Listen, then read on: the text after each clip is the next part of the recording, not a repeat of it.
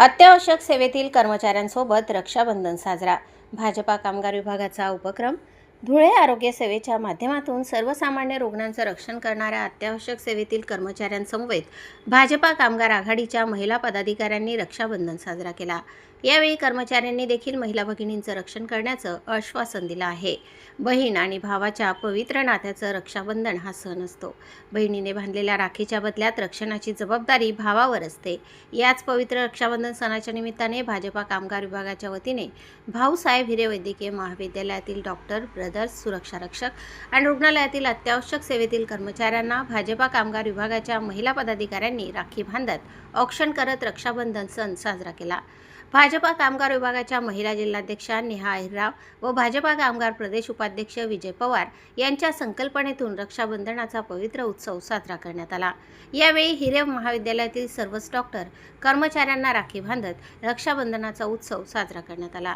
याप्रसंगी भाजपा कामगार आघाडीचे प्रदेश उपाध्यक्ष विजय पवार, भाजपा कामगार आघाडीच्या महिला जिल्हाध्यक्षा नेहा अहिरराव, प्रीती परदेशी, संगीता पाटील, माधुरी भावसार, भाऊसाहेब हिरे वैद्यकीय महाविद्यालयाचे सुरक्षा विभागाचे प्रमुख किशोर सोनोने, अंकुश बडगुजर, राज गवळे यांच्यासह पदाधिकारी मोठ्या संख्येने उपस्थित होते. प्रतिनिधी अजिम शेख सह स्वराज्य न्यूज, धुळे.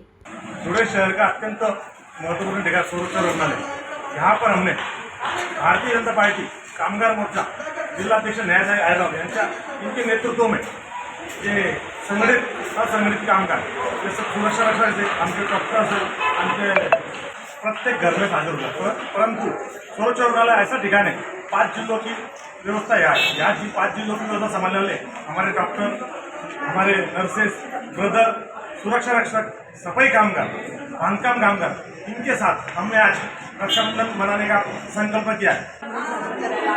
संघटित असो असंघटित असो, आम्ही मेन म्हणजे आम्ही जे 24 तास दवाखान्यात 24 तास सेवा देतात त्यांचं आम्ही सुद्धा रक्षण करतो आणि ते आमचं रक्षण करतात. अशा याच्यासाठी आम्ही त्यांचा रक्षाबंधनाच्या निमित्ताने राखी बांधायला आलो आहे.